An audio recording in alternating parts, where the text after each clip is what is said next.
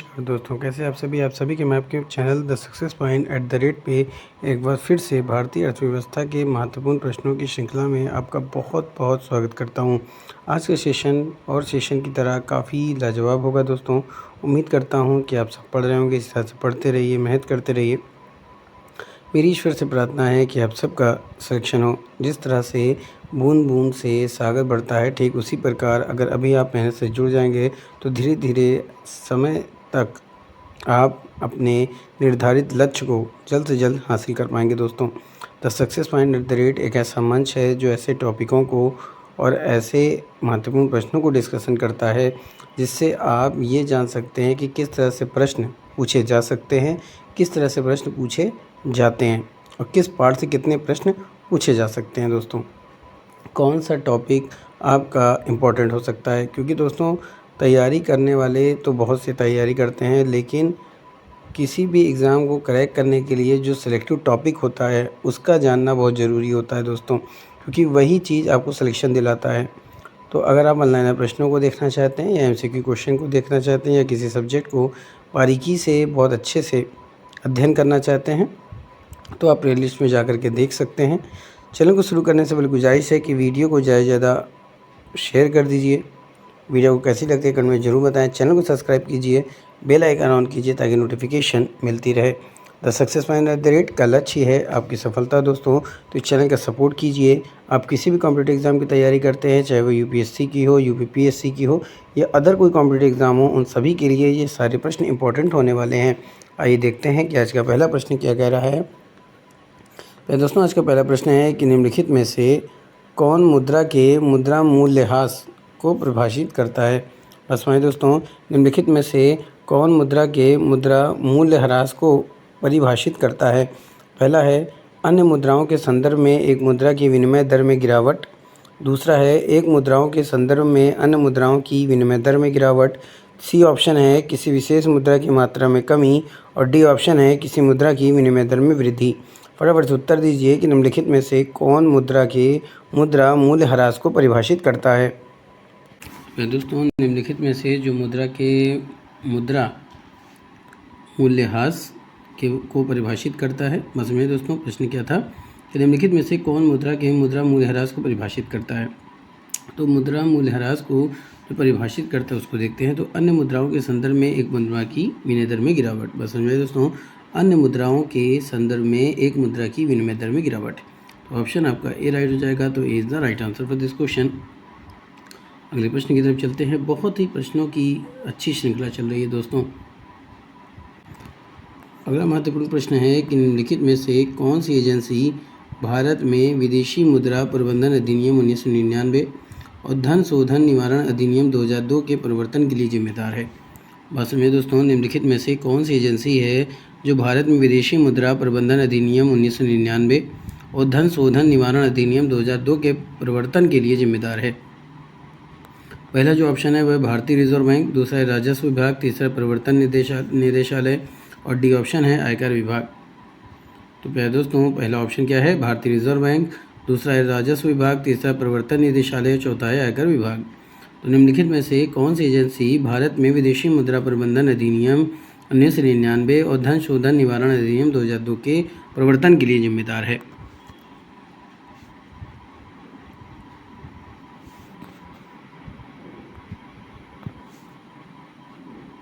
तो दोस्तों, जो एजेंसी भारत में विदेशी मुद्रा प्रबंधन अधिनियम 1999 और धन शोधन निवारण अधिनियम 2002 के प्रवर्तन के लिए जिम्मेदार है, तो वो ऑप्शन होगा प्रवर्तन निदेशालय, जो कि सी ऑप्शन पे दे रहा है। C is the right answer for this question. अगले प्रश्न की तरफ चलते हैं। अगला महत्वपूर्ण प्रश्न है कि आवास ऋण से संबंधित शिकायतों से पीड़ित ग्राहकों के लिए सार्वजनिक शिकायत प्रणाली बनाने में निम्नलिखित में से किस समिति के महत्वपूर्ण भूमिका निभाई है। बात समझ में आई दोस्तों। आवास ऋण से संबंधित शिकायतों से पीड़ित ग्राहकों के लिए सार्वजनिक शिकायत प्रणाली बनाने में निम्नलिखित में से किस समिति की महत्वपूर्ण भूमिका है। पहला है गोपुरिया समिति, दूसरा है जिलानी समिति, तीसरा मित्रा समिति और चौथा है डी रंगराजन समिति। तो इसका फटाफट से उत्तर दीजिए। पहला गोपुरिया समिति, दूसरा जिलानी समिति, तीसरा मित्रा समिति और डी ऑप्शन है रंगराजन समिति। दोस्तों गोपोरिया समिति का संबंध जो है वो शिकायतों से पीड़ित किस शिकायत से? आवास ऋण से संबंधित शिकायतों से पीड़ित ग्राहकों के लिए सार्वजनिक शिकायत प्रणाली बनाने में महत्वपूर्ण भूमिका निभाई है। तो ऑप्शन ए राइट हो जाएगा। तो A is the right answer for this question. अगले प्रश्न की तरफ चलते हैं। अगला प्रश्न क्या कह रहा है कि मौद्रिक नीति के उन उपकरणों को हम क्या कहते हैं जो मुद्रा आपूर्ति की मात्रा को सीधे प्रभावित करते हैं? बात समझे दोस्तों, मौद्रिक नीति के उन उपकरणों को हम क्या कहते हैं जो मुद्रा आपूर्ति की मात्रा को सीधे प्रभावित करते हैं? पहला है मात्रात्मक उपकरण, दूसरा गुणात्मक उपकरण, तीसरा धन उपकरण, चौथा है उपरोक्त में से कोई नहीं। मौद्रिक नीति के उन उपकरणों को हम क्या कहते हैं जो मुद्रा आपूर्ति की मात्रा को सीधे प्रभावित करते हैं?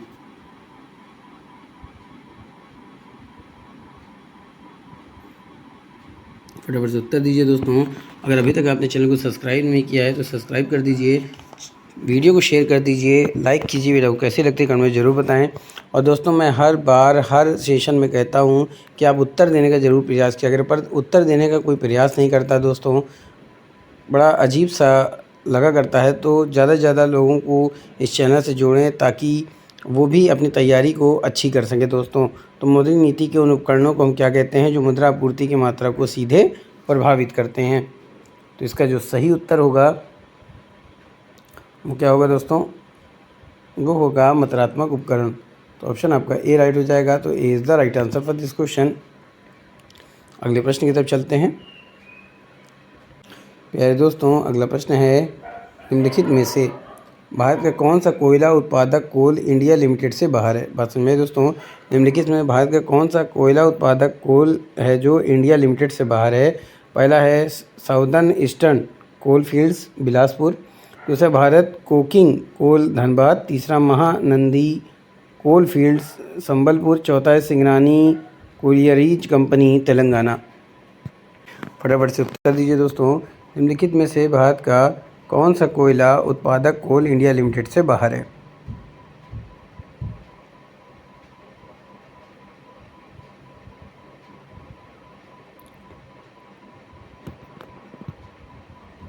तो अगर बात की जाए भारत का कौन सा कोयला उत्पादक कोल है जो इंडिया लिमिटेड से बाहर है, वो है सिंगरानी कोयलरीज कंपनी तेलंगाना। तो ऑप्शन आपका डी राइट हो जाएगा। तो D is the right answer for this question. बाकी जो है वो उत्पादक कोल इंडिया लिमिटेड में शामिल है।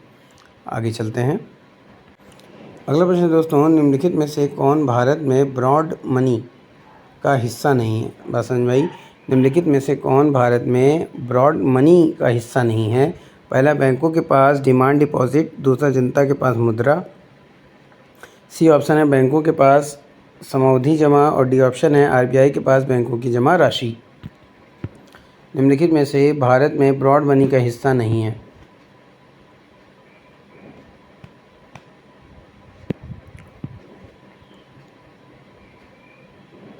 सही उत्तर क्या होना चाहिए दोस्तों? फटाफट से उत्तर दीजिए, कमेंट में उत्तर देने का जरूर प्रयास करिए, क्योंकि जितने ज़्यादा प्रश्नों को लगाएंगे आपका उतना मनोबल बढ़ेगा। आप वहाँ एग्ज़ाम में जल्दी से प्रश्नों को पूरा देख पाएंगे, पढ़ पाएंगे, और उसको सॉल्व करने का समय भी आपको मिल जाएगा और आपका पूरा पेपर कंप्लीट भी हो जाएगा।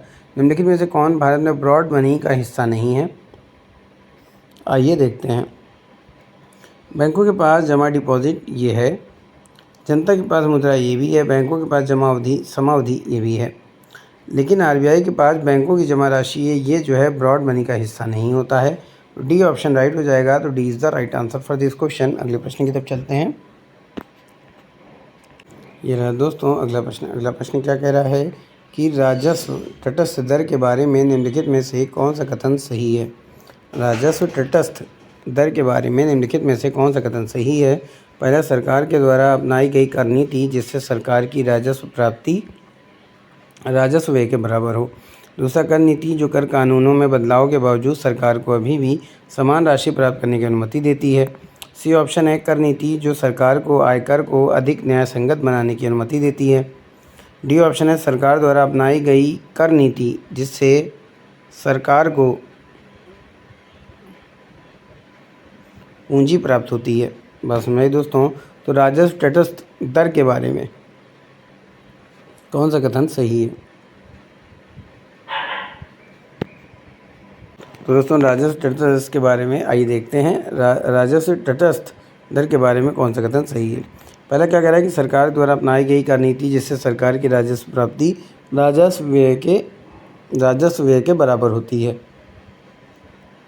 तो ये तो क्या हो जाएगा दोस्तों, गलत हो जाएगा।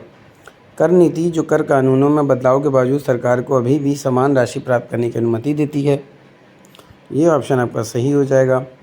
कर नीति जो सरकार को आयकर को अधिक न्यायसंगत बनाने में अनुमति देती है, गलत हो जाएगा। सरकार द्वारा अपनाई गई कर नीति जिससे सरकार की पूंजी प्राप्त होती है, तो ये भी गलत हो जाएगा। तो कौन सा सही हो जाएगा, बी ऑप्शन। तो B is the right answer for this question. अगले प्रश्न की तरफ चलते हैं। अगला प्रश्न दोस्तों, निम्नलिखित में से कौन सा सूर्यास्त उद्योगों का उदाहरण है। पहला है पेड़ा बनाने का उद्योग, दूसरा पेट्रोकेमिकल उद्योग, तीसरा है खाद्य प्रसंस्करण उद्योग, चौथा है अंतरिक्ष पर्यटन। फटाफट से उत्तर दीजिए कि निम्नलिखित में से कौन सा सूर्यास्त उद्योगों का उदाहरण है। पेड़ा बनाने का उद्योग, पेट्रोकेमिकल उद्योग, खाद्य प्रसंस्करण उद्योग और अंतरिक्ष पर्यटन।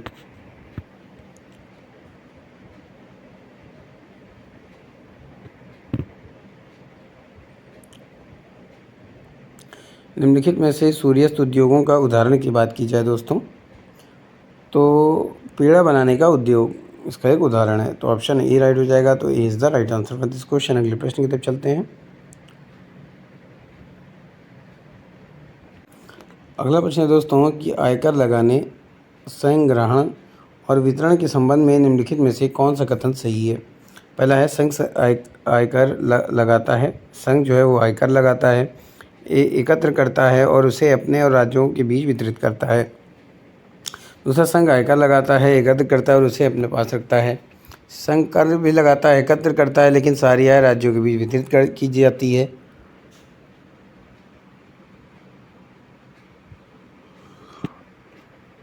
डी ऑप्शन है, केवल आयकर लगाया गया है, केवल आयकर पर लगाया गया अधिभार संघ राज्यों के बीच साझा किया जाता है। तो आयकर लगाने, संग्रहण और वितरण के संबंध में निम्नलिखित में से कौन सा कथन सही है।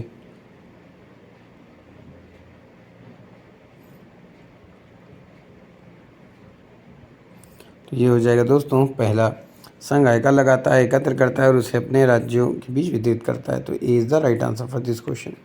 अगले प्रश्न की तरफ चलते हैं। अगला प्रश्न है दोस्तों कि प्रायद्वीप भारत में टैंक सिंचाई के बारे में निम्नलिखित में से कौन सा कथन सही है। प्रायद्वीपीय भारत में टैंक सिंचाई के बारे में निम्नलिखित में से कौन सा कथन सही नहीं है, आपको इसका उत्तर देना है। तो अभी से जुड़ जाइए दोस्तों, कापी पेन लेके बैठा करें, ज़्यादा से ज़्यादा प्रश्नों को लगाएं और उत्तर मिलाने का प्रयास करें। तो प्रायद्वीपीय भारत में टैंक सिंचाई के बारे में निम्नलिखित में से कौन सा कथन सही नहीं है। पहला है भूमिगत जल स्तर ऊंचा है, दूसरा वर्षा जल को टैंक बनाकर आसानी से संग्रहित किया जा सकता है, तीसरा कठोर चट्टान के कारण वर्षा जल का रिसाव कम होता है, और डी ऑप्शन क्या है कि अधिकांश नदियाँ मौसमी होती हैं और गर्मियों में सूख जाती हैं। तो प्रायद्वीपीय भारत में टैंक सिंचाई के बारे में कौन सा कथन सही नहीं है, आपको उसका उत्तर देना है। फटाफट से उत्तर दीजिए।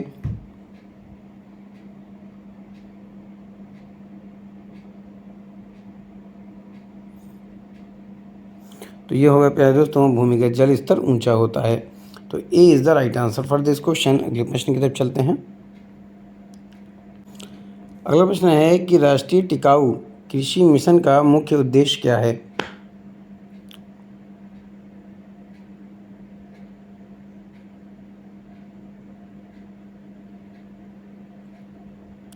राष्ट्रीय टिकाऊ कृषि मिशन का मुख्य उद्देश्य क्या है। पहला, जलवायु परिवर्तन अनुकूलन उपायों के माध्यम से सतत कृषि को बढ़ावा देना। दूसरा, HYV किस्म के बीजों के माध्यम से सतत कृषि को बढ़ावा देना।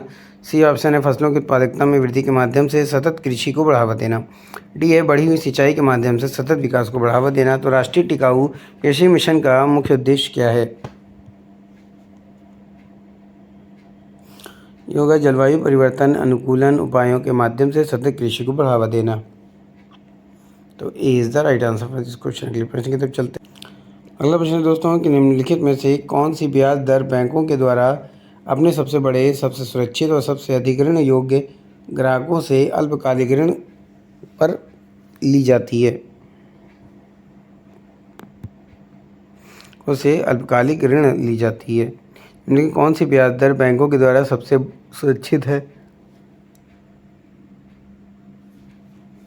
सबसे अधिक ऋण योग्य ग्राहकों से अल्पकालिक ऋण ली जाती है। पहला क्या है, प्राइम लीडिंग रेट, दूसरा है अपार्टिज्ड रेट और डी ऑप्शन है डिस्काउंट रेट। डी बात सुनिए दोस्तों, सी ऑप्शन क्या है, डिस्काउंट रेट और डी ऑप्शन है वेरिएबल रेट।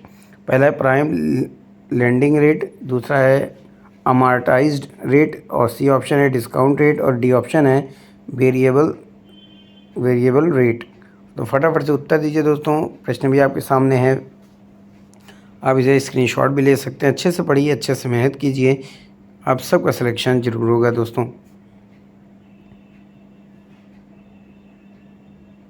इसका आंसर क्या होगा, प्राइम लेंडिंग रेट। तो ऑप्शन ए राइट हो जाएगा, तो A is the right answer for this question. अगले प्रश्न की तरफ चलते हैं। अगला महत्वपूर्ण प्रश्न क्या है कि विदेशों में काम करने वाले भारतीयों की हिस्सेदारी कितनी है। विदेशों में काम करने वाले भारतीयों की हिस्सेदारी कितनी है। पहला है भारत की घरेलू आय, दूसरा विदेश से अर्जित आय और सी ऑप्शन है भारत का शुद्ध घरेलू उत्पाद और डी ऑप्शन है भारत का सकल घरेलू उत्पाद। तो विदेशों में काम करने वाले भारतीयों की हिस्सेदारी कितनी है। तो विदेशों में काम करने वाले भारतीयों की हिस्सेदारी है भारत की घरेलू आय। तो ऑप्शन आपका कौन सा राइट हो जाएगा दोस्तों, फटाफट से उत्तर दीजिए। तो दोस्तों इसका जो उत्तर होगा वो कौन सा होगा, तो इसका उत्तर होगा सी, यानी भारत का शुद्ध घरेलू उत्पाद। सी ऑप्शन राइट हो जाएगा, तो C is the right answer for this question. अगले प्रश्न की तरफ चलते हैं। अगला महत्वपूर्ण प्रश्न है कि सकल बजटीय सहायता का अर्थ है बजट में केंद्र का योगदान, दूसरा सामाजिक योजनाओं पर बजट में व्यय, तीसरा केंद्र द्वारा पंचवर्षीय योजना के लिए दी गई सहायता और डी ऑप्शन है उपरोक्त में से कोई नहीं। तो सकल बजटीय सहायता का अर्थ बताइए। सकल बजटीय सहायता का अर्थ क्या होता है। तो सकल बजटीय सहायता का अर्थ केंद्र द्वारा पंचवर्षीय योजना के लिए दी गई सहायता होती है। तो C is the right answer for this question. प्रश्न की तरफ चलते हैं। अगला प्रश्न है कि अंतर्राष्ट्रीय धन हस्तांतरण के लिए किस भारतीय सार्वजनिक क्षेत्र के बैंक ने अमेरिका की मनीग्राम कंपनी के साथ समझौते ज्ञापन पर हस्ताक्षर किया है। पहला है बैंक ऑफ बड़ौदा, दूसरा भारतीय स्टेट बैंक, तीसरा सेंट्रल बैंक ऑफ इंडिया और डी ऑप्शन है पंजाब नेशनल बैंक।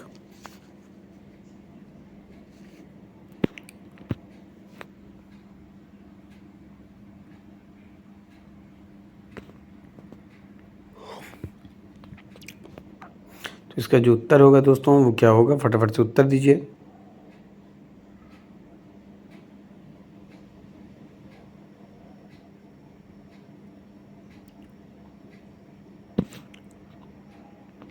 फटाफट से उत्तर दीजिए। अंतर्राष्ट्रीय धन हस्तांतरण के लिए किस भारतीय सार्वजनिक क्षेत्र के बैंक ने अमेरिका की मनीग्राम कंपनी के साथ समझौते ज्ञापन पर हस्ताक्षर किया है।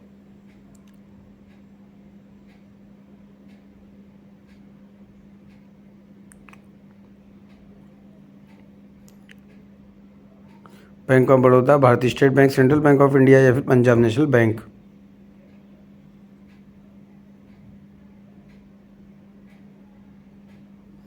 तो इसका जो उत्तर होगा वो होगा पंजाब नेशनल बैंक। तो ऑप्शन डी राइट हो जाएगा, तो D is the right answer for this question. अगले प्रश्न की तरफ चलते हैं। अगला जो महत्वपूर्ण प्रश्न है वो है सभी धर्मों और जातियों की लड़कियों को उनकी शादी तक सहायता देने के लिए लाडली लक्ष्मी योजना शुरू की गई है। पहला हरियाणा, दूसरा मध्य प्रदेश, तीसरा उत्तर प्रदेश और डी ऑप्शन है कोई नहीं।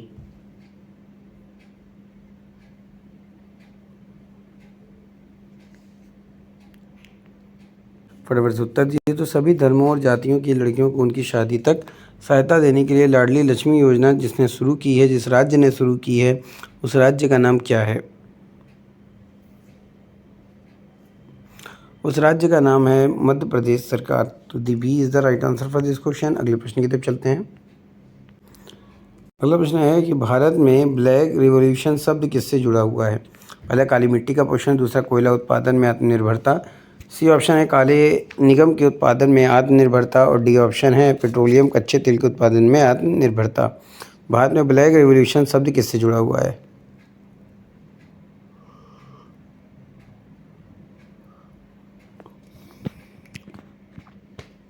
भारत में ब्लैक रिवॉल्यूशन शब्द किससे जुड़ा है। तो दोस्तों भारत में ब्लैक रिवॉल्यूशन शब्द किससे जुड़ा है, ये जुड़ा है पेट्रोलियम कच्चे तेल के उत्पादन में आत्मनिर्भरता से। D is the right answer for this question. अगले प्रश्न की तरफ चलते हैं। फटाफट से उत्तर दीजिए दोस्तों।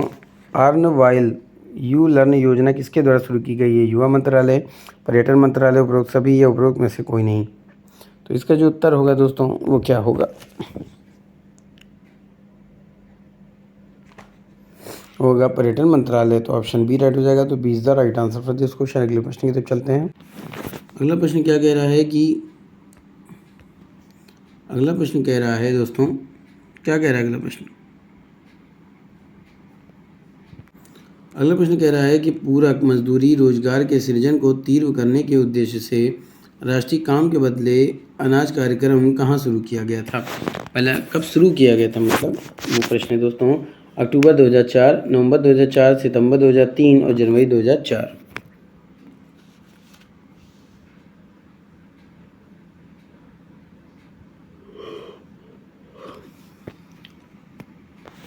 दोस्तों पूरक मजदूरी रोजगार के सृजन को तेज करने के उद्देश्य से राष्ट्रीय काम के बदले अनाज कार्यक्रम शुरू किया गया था जनवरी 2004 में। तो D is the right answer for this question. अगले प्रश्न की तरफ चलते हैं। तो पहले दोस्तों प्रश्न बी आपने देखा, ऑप्शन है बी आपने देखा, तो इसका सही उत्तर क्या होगा? तो इसका जो सही उत्तर होगा दोस्तों क्या होगा? जनवरी 2004। तो A is the right answer for this question. अगले प्रश्न की तरफ चलते हैं। आगे प्रश्न है कि वैश्विक भूख सूचकांक GHI में भारत को स्थान दिया गया है। 117 विकासशील देशों में 102वां स्थान, 117 विकासशील देशों में 105वां स्थान, 119 विकासशील देशों में 96वां स्थान, 117 विकासशील देशों में 109वां स्थान। फटाफट से उत्तर दीजिए दोस्तों।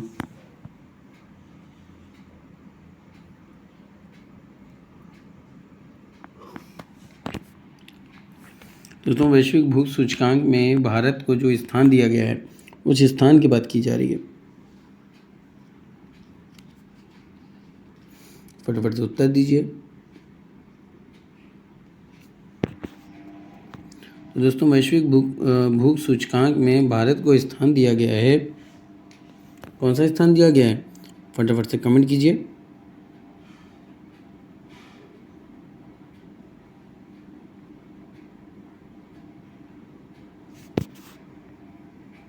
तो दोस्तों इसका जो उत्तर होगा वो क्या होगा? आपको उसको उत्तर देना है।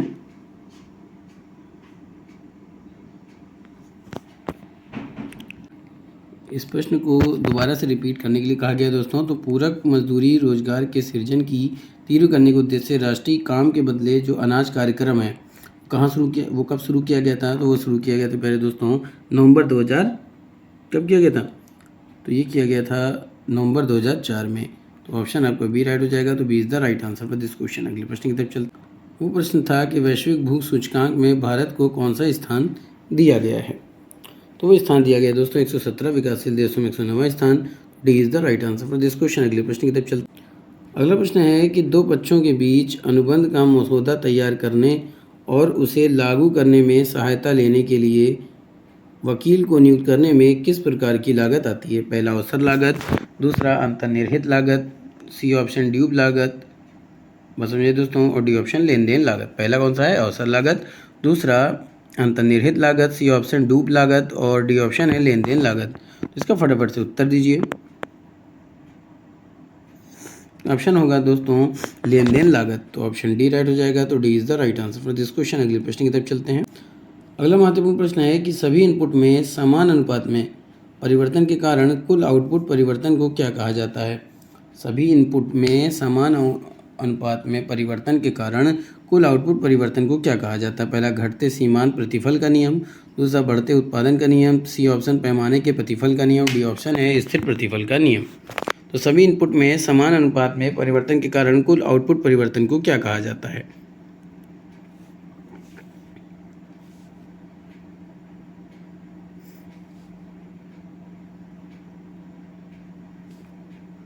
फटाफट से उत्तर दीजिए दोस्तों। तो सभी इनपुट में समान अनुपात में परिवर्तन के कारण कुल आउटपुट को कहा जाता है पैमाने का प्रतिफल का नियम। C is the right answer for this question. अगले प्रश्न की तरफ चलते। अगला जो प्रश्न है वो है 1991 से बाजार अर्थव्यवस्था को अपनाने के बावजूद राष्ट्रीय आर्थिक नियोजन अभी भी क्यों किया जा रहा है? इसका मुख्य कारण यह है। यानी 1991 से बाजार अर्थव्यवस्था को अपनाने के बावजूद भी राष्ट्रीय आर्थिक नियोजन अभी भी क्यों किया जा रहा है, इसका मुख्य कारण क्या है? पहला, सार्वजनिक क्षेत्र में पहले से ही निवेशित पूंजी की विशाल मात्रा को पोषित करने की आवश्यकता है। तो ये ऑप्शन गलत हो जाएगा दोस्तों। बाजार अर्थव्यवस्था मुख्य रूप से उद्योग और वाणिज्य तक ही सीमित है और कृषि में केंद्रीय योजना आवश्यक है। तो ये भी आपका क्या हो जाएगा? गलत हो जाएगा। सी ऑप्शन, ये एक संवैधानिक अवस्था है या संवैधानिक आवश्यकता है दोस्तों, तो ये गलत हो जाएगा। 5 साल के संयंत्र बाजार के अनुकूल फैशन में अर्थव्यवस्था को, तो ऑप्शन डी राइट हो जाएगा। तो D is the right answer for this question. अगले प्रश्न की तरफ चलते हैं। अगला प्रश्न क्या कह रहा है दोस्तों कि निम्नलिखित में से किसके बारे में कहा जा सकता है कि उसने भारतीय अर्थव्यवस्था में ट्रिकल डाउन प्रभाव को रोका है? बात समझिए दोस्तों, निम्नलिखित में से किसके बारे में कहा जा सकता है कि उसने भारतीय अर्थव्यवस्था में ट्रिकल डाउन प्रभाव को रोका है? पहला, खरीदे गए इनपुट और निजी तौर पर प्रतिबंधित सिंचाई पर कृषि की बढ़ती निर्भरता। दूसरा, बड़े भूमि धारक किसानों द्वारा श्रम का अधिकार रोजगार। दूसरा, नई तकनीक के कारण कृषि कार्यबल में महिलाओं की कम भागीदारी। और चौथा ऑप्शन है हरित क्रांति की विफलता। तो ये चारों कथन आपने देखे दोस्तों। अब कमेंट के अनुसार यानी कूट के अनुसार आपको उत्तर का चयन करना है। तो क्या हो जाएगा, आइए देखते हैं। तो खरीदे गए इनपुट और निजी तौर पर प्रतिबंधित सिंचाई पर कृषि की बढ़ती निर्भरता, तो ये सही हो जाएगा। बड़े भूमि धारक किसानों द्वारा श्रम का अधिकार रोजगार, तो ये गलत हो जाएगा। नई तकनीक के कारण कृषि कार्यबल में महिलाओं की कम भागीदारी, बिल्कुल सही। और चौथा है हरित क्रांति का विफलता, तो ये गलत हो जाएगा। पहले से कौन सा ऑप्शन भी दे रहा है? सी पे, तो C is the right answer for this question. अगले प्रश्न की तरफ चलते हैं। अगला प्रश्न है कि 8वीं पंचवर्षीय योजना के बाद से भारत में अपनाई जा रही सांकेतिक योजना का लक्ष्य क्या सुनिश्चित करने के लिए किया गया है? पहला है योजना तंत्र एक संवैधानिक भूमिका निभाता है। दूसरा, योजना तंत्र आवश्यकता और आपूर्ति के लिए संतुलन लाता है। तीसरा, योजना तंत्र संसाधनों के इष्टतम उपयोग से संबंधित है। चौथा ऑप्शन है कि योजना खुद को व्यापक दिशाओं को निर्धारित करने के साथ चिंतित करती है। बात समझिए दोस्तों, योजना खुद को व्यापक दिशाओं को निर्धारित करने के साथ चिंतित करती है, जिसमें अर्थव्यवस्था को आगे बढ़ाना चाहिए। आइए देखते हैं सही उत्तर इसका क्या होगा। प्रथम की बात करें दोस्तों, तो योजना तंत्र एक संवैधानिक भूमिका निभाता है, ये सही है। तंत्र आवश्यकता और आपूर्ति के बीच संतुलन लाता है, तो ये भी सही है। योजना तंत्र संसाधनों के इष्टतम उपयोग से संबंधित है, ये भी सही है। योजना खुद को व्यापक दिशाओं को निर्धारित करने के साथ चिंतित करती है, ये भी सही है। कौन सा ऑप्शन होना चाहिए? आइए देखते हैं, चारों ही सही है। किस, तो ये ऑप्शन सी पे दे रहा है दोस्तों, तो C is the right answer for this question. इसी जुनून के साथ फिर मिलेंगे, तब तक के लिए जय Hind, wish you all the best.